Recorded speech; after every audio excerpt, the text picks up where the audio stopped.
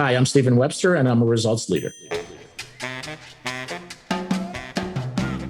You're listening to ResultsLeader.fm. Being a thought leader is easy.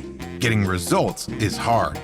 This show is for the results leader who lives and dies by their results. Here is your host and Chief Results Leader, Jonathan Rivera.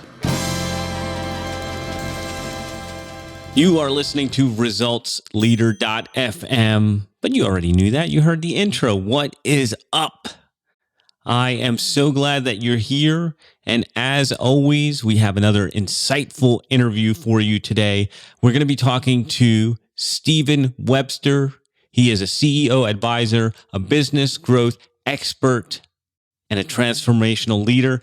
Not only that, but he is one of the most generous guys I know. When we first met, he offered to help me out with a predictive index, and I learned so much about myself in that process, maybe like a 10 or 15-minute conversation with him. It was amazing. But here is Mr. Stephen Webster. All right, Stephen, welcome to the show. What's good? Jonathan, it's a pleasure to be here with you. Everything is good, my friend. Everything is good. It's great to see you and great to spend time with you again today. Yeah, man. I've been looking forward to this interview for a while. I can't wait to dive in. And I'm going to hit you with the first question. What book or books have you given most as a gift? The book that I've given most as a gift, Jonathan, is actually a book called Mind Hacking. I'm forgetting right now the author's name, unfortunately, but it has been something that I have really benefited from, and I have provided it to a number of my daughters, a number of my coworkers, to just help them really get control of their thinking and their thought process. It also helps them with introduction to some of the meditation practices that I have found extremely beneficial on my own. But it's really something to just recognize the fact that you are not your experiences. You are not everything that has happened to you negatively or positively. And it speaks to just being able to control your thinking, recognize who you are, and work through some of those things to just improve yourself and become better every single day. That's the one that I have recommended the most, Jonathan. All right. I am so grateful to hear a different book. And I'd like to know, how did you come across that book? I actually I have a subscription to the next big thing, which is every quarter, they actually release 4 new books to those members that subscribe. I have found it to be an invaluable service because it introduces us, Jonathan, to books that might not necessarily show up on our radar screen, or show up in our algorithms when we're doing our searching. So it gets you exposed to different perspectives and different types of interests. So when I first started to read it, I was like, just fascinated with the approach. And what I really loved about the book is the author really relates it to his life and some of the challenges that he went through, how he went through an alcohol addiction, how he was beat himself up every day for things that happened years before, that he would just carry these negative thoughts into his life, and how it was impacting his productivity, how it was impacting his relationships. And, basically he adopted an approach that says, when he's sitting around and having dinner with friends, they don't say their blessings, they count their blessings. So they really relate to, what are you grateful for? And they have engaged in those types of conversations and pivoting the discussion to something that's positive. Instead of just asking everybody, well, how was your day, right? Getting a random set of, well, mine was great or mine wasn't very great. Asking them what they're grateful for or what they're thankful for completely pivots the conversation to something that's much more positive and impactful. So it's been very interesting to read and to dive into that. I still listen to chapters of it pretty regularly on the Audible, but that's where I was exposed to that, Jonathan. I dig it, man. And that's actually every night we have a 7-year-old boy, and that's the questions we ask him right before we go into prayer. Number 1, what are you grateful for? Number 2, what was your favorite part of today? And I love hearing that, and I am going to pick up a copy of that book. Thank you for bringing that. So, it's absolutely my pleasure. Tell me a story of how an apparent failure set you up for later success. Well, we all go through our trials and tribulations in life, Jonathan. I mean, we all learn more from our mistakes. than we do from our successes. We generally speaking take successes for granted when we have them, but we learn from our mistakes. And I remember I was doing a job that I was pretty good at. But to be honest with you, it wasn't a job or a role that I was extremely passionate about. So I was surprised one day to find that they asked me to leave the organization. So it was a bit of a shock and a bit of a dismay that you go through, a little bit of a sort of on death and dying, right? The five stages of denial you go through. But what it is it ends up being a giant wake up call, and the giant wake up call is that, you know what? Stop chasing the money and start doing the things that you are really passionate about, and the money will follow. I think that was a pivotal time in my life to begin to just reflect differently on what am I good at? Where is the value that I can create in every relationship that I have, and how to pivot that value into things that I'm doing, both from a familial perspective or from a business perspective. So failure and a setback and going through that, I think, just opens your eyes to what other possibilities there are, Jonathan. And I think for me, that was a really pivotal time in my life, and something that has helped transform me to become more successful and more focused on the value creation side instead of just doing a job for money. Yeah, man. So what would you say is the most worthwhile investment you have ever made? I would say the most worthwhile investment from a personal perspective is the amount of time that I dedicate to my children. And it's thank you for sharing with me your impact on your 7-year-old. I have 3 grown daughters, one that's now 30 and 2 that are twins that are 25 years old. But making an investment in them and just being able to put them on the right path so that they can thrive, and to be there as a coach and a mentor for them, in addition to being their father, has been certainly extremely rewarding when it comes to the personal side of it. From a business perspective, I think I mentioned this to you the first time we spoke. I do some work with regard to kind of running CEO groups where basically CEOs can sit down and talk. This is small to medium sized businesses. So I do a lot of sort of pay it forward work with a group of small, medium sized CEOs. To just really help them on their journey, Jonathan. It's a difficult journey as a solopreneur, as somebody who thinks they need to do everything, or even as someone who's just running a small enterprise with 4 or 5 employees. The balance that's required to be a CEO and to be a successful CEO, they can't really talk to their employees, and they don't necessarily have a board of directors to rely on. So I try to serve as that mentor, and I try to serve as that person who can kind of help them get through the struggles and keep them on the path of success by keeping them focused on the things that are most important. How did you get started with that focus group? What was the catalyst? What made you want to do that? That's a great question. I started when I talked. You asked me about the pain point that pivoted me into running my own business, Wellfleet Enterprises. So I started to do some advisory work for individual businesses, where I was helping them transform their businesses. And then there was a small coffee shop in a small coffee shop in the town that I was living in at the time, up in Newburyport, Massachusetts. I was introduced to the CEO there. She said, "Stephen, you would be perfect to run a CEO advisory group through Salem State University." So she introduced me to the person who ran it, and I've now been doing it for 6 years. I've been 6 years, and I've done multiple groups for 6 years.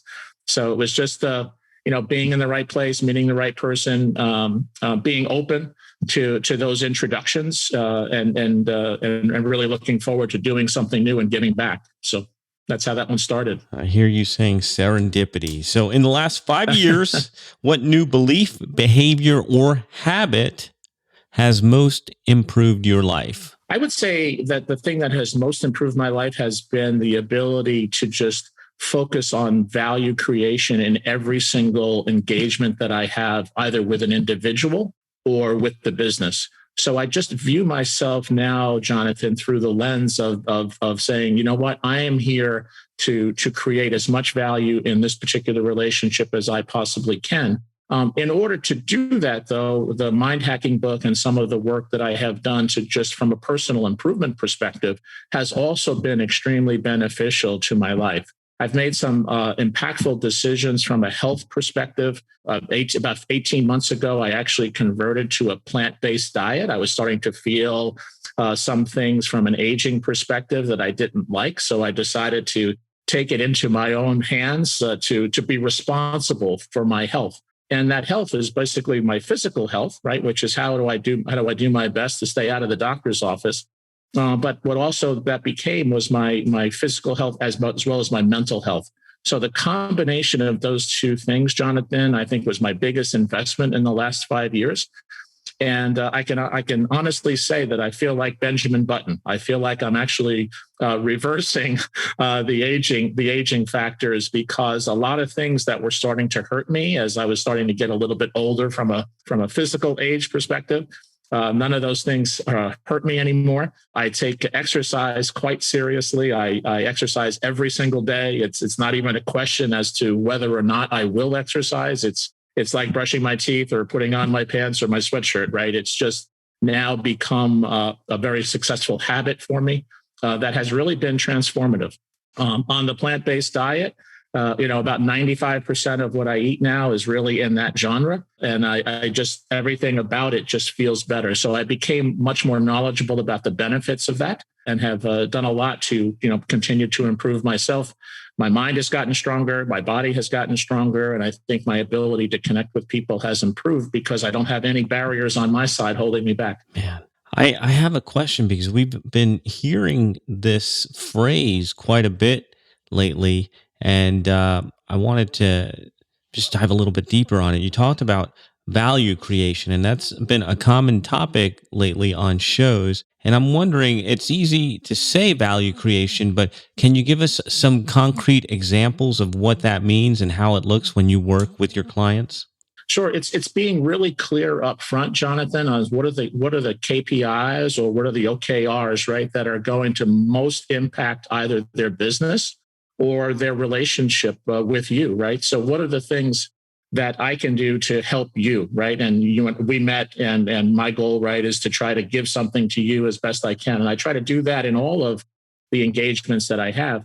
But for every business that I engage with, the questions really are, how can we build as trusting a relationship as possible where we can really understand what's necessary to move the ball forward for you? So whether that's in a project consulting assignment or an individual consulting assignment, or some of the work that I do with the predictive index, which is just to try to help them become more self-aware about who they are and what their relationships are.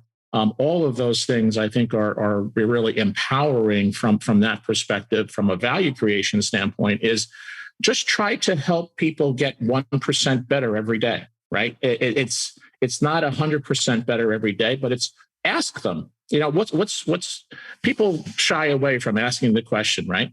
Ask them, what is going to make this successful for you? It sounds so basic, Jonathan, but lots of times we skate through our relationships, right? We don't want to have the confrontation. We don't want to have the hard conversation. You don't have to have a hard conversation to find out what's going to make someone happy or what's going to make someone successful. Ask them, figure it out, and see what you can do to help them. I can dig it, man. So what are some bad recommendations you hear in your area of expertise? The bad recommendations, I think, are really focused on, very tactical type of engagements, right? Where all you're doing is fixing the immediate thing without necessarily digging in or diving into where the root cause of some of those problems are. Lots of times, as you know, whether it's in a personal relationship or in a business, there's a lot of layers to that onion. And when you first engage in that conversation or someone says, Stephen, I have a problem. Can you fix the problem? Well, I think the worst thing that I could do is just fix the problem without understanding what the root cause of the problem is.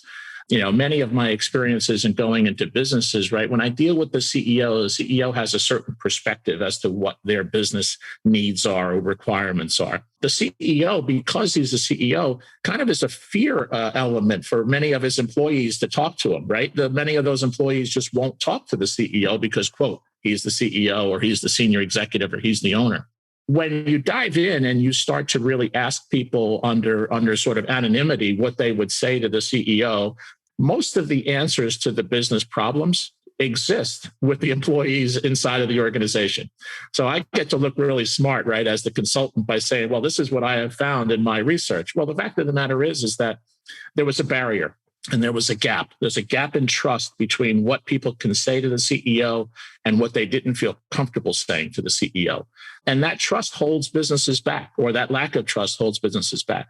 Most of these companies, right, they have experiential relationships with their CEO. And if they don't feel comfortable with them, or if it's not open, or if it's not transparent, or they call it now like a safe haven, right? Jonathan, is a lot of kind of common terminology now, is provide people the ability to say things where they feel safe. Ideally that helps to drive the organization in a different way. So.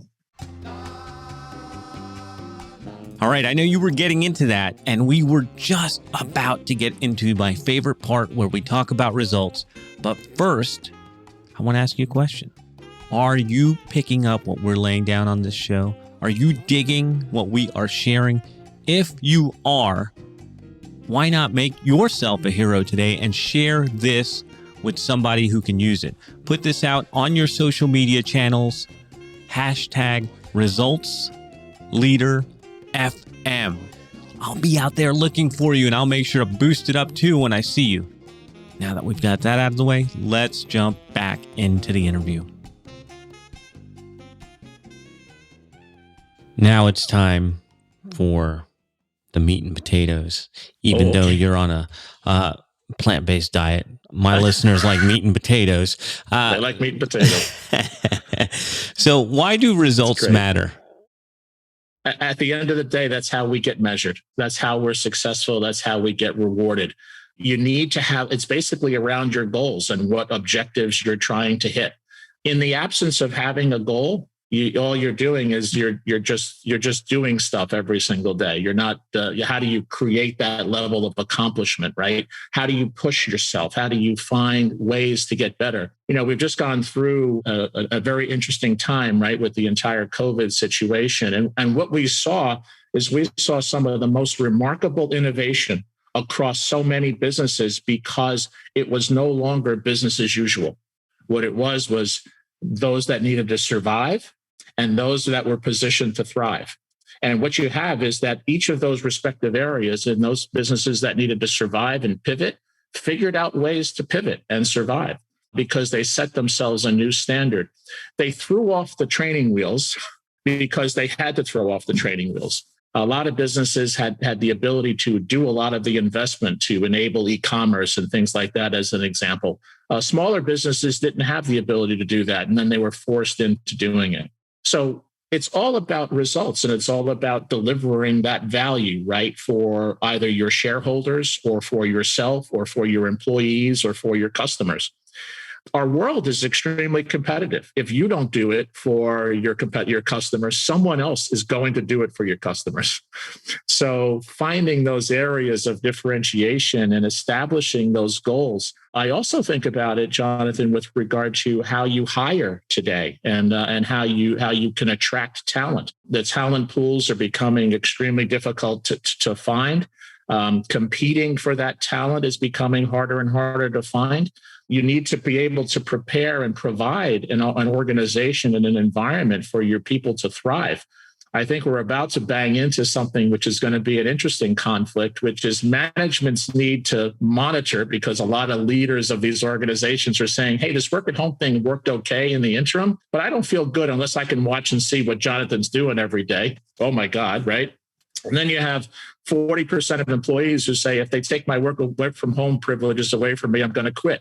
I think we're about to enter a very interesting friction time between employer and employee around how do you find the sweet spot of hybrid work, in-person work, monitoring of all of your computers from a privacy perspective.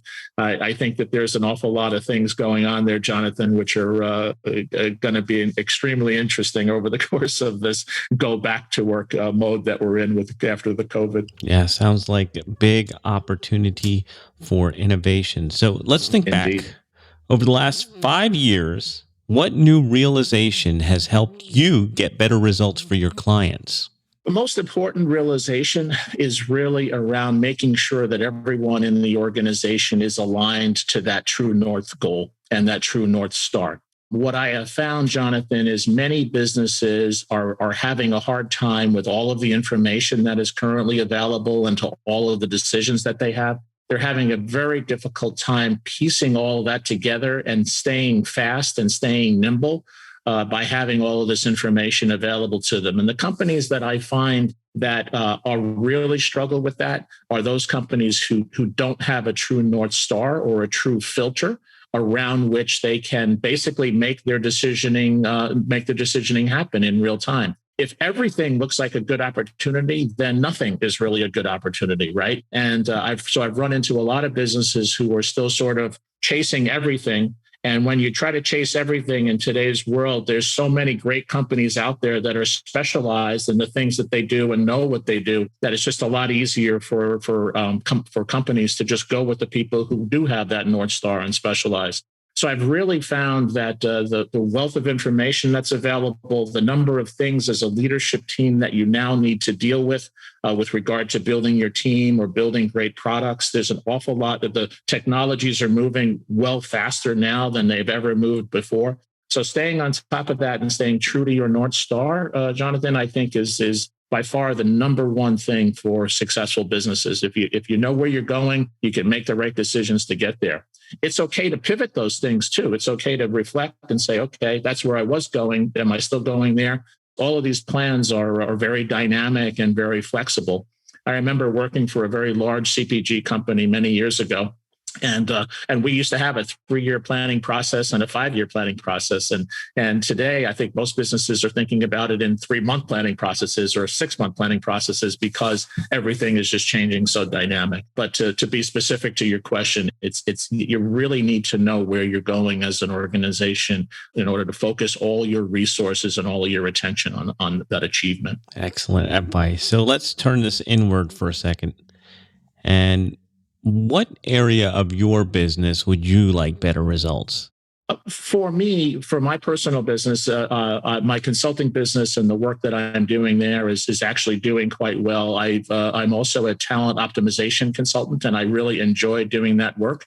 And I've personally been challenged, and this responsibility is mine. I personally have been challenged to dedicate enough of my own time and my own mind share to really being able to build that part of my practice. So that's something that I'm working on from a decisioning perspective is, what are the things, what's my true north? What are the things that I want to focus on and how do I do that? So I would say that's an area of opportunity for me. Excellent. What results are you most proud of? Doing things that people didn't think were possible. I've been extremely blessed in my career, Jonathan, to be put into roles and to be put into assignments when I was working for larger organizations that wasn't a job like I was just walking in to take Bob's job and I just expected to do Bob's job a little bit better. So there was a large project for a direct marketing organization that I worked with, and it was very transformative for them. But it took a long time for it to be successful. It was an 18-month or 2-year type of a project, and most folks don't have the patience, I would say, to run long-term projects. And I remember working with my CEO and a number of the senior leaders on the organization were like, oh, okay, we've rolled this out far enough. Let's pause it now and move on to something else. And I remember walking into my CEO's office and saying, the worst business decision that you possibly could make right now would be to pause this and to not complete the golf swing on this one. And he looked at me and he said, you know what, Stephen, you're right. And we continued to do it. And to this day, 10, 15, 20 years later, it is still one of their more strategic advantages in the marketplace. So, it's just being persistent. It's believing in yourself. It's believing in what you think is going to create the most value. And it's taking a stand when you feel very strongly about it, right? It's easy. It's easy to roll over. As you can tell, I probably have a strong personality. I'm not somebody who's just gonna roll over. But for folks who are more introverted or a little bit less comfortable with folks, you really need to be able to stand your ground when you know you're right. And you need to be able to step it up and be comfortable making sure that even though you might not have the most popular decision, it's still the right decision for you to make. Any parting thoughts for the listeners as we're coming to a close? I think the most important thing for all of your listeners, Jonathan, is to just stay focused on what's going to make you the happiest. Remove toxicity from your life as best you possibly can. Focus on the things that are more holistic for you as a person and as an individual. Because if you can continue to improve yourself, you'll continue to improve all of the relationships that you have, and you'll continue to benefit from those relationships moving forward. So be selfless, be focused on trying to help and support. And always remember that there's more to learn and there's more to grow. Every single day you can grow and learn. So speaking of more to learn, after listening to this interview, I know people are going to want to learn more about you. Where can they go? They can go to my website, www.wellfleetenterprises.com, or they certainly can just reach out to me at Stephen@wellfleetenterprises.com, which is my email. Excellent. And we will have links to all of that information in the show notes. We're speaking with Stephen Webster today. Thank you so much for taking some time out to rap with us. And thank you, our dear listeners, for tuning in to another episode of ResultsLeader.fm. That is a wrap for another edition of ResultsLeader.fm. If you are out there getting results for your clients and you want to be featured on the show, go to ResultsLeader.fm now and apply to be on the show. And if you love what you're hearing, share the show, give us a rating and review, do anything to help us get the message out there. Thought leadership is easy, but results leadership is hard. This is thepodcastfactory.com.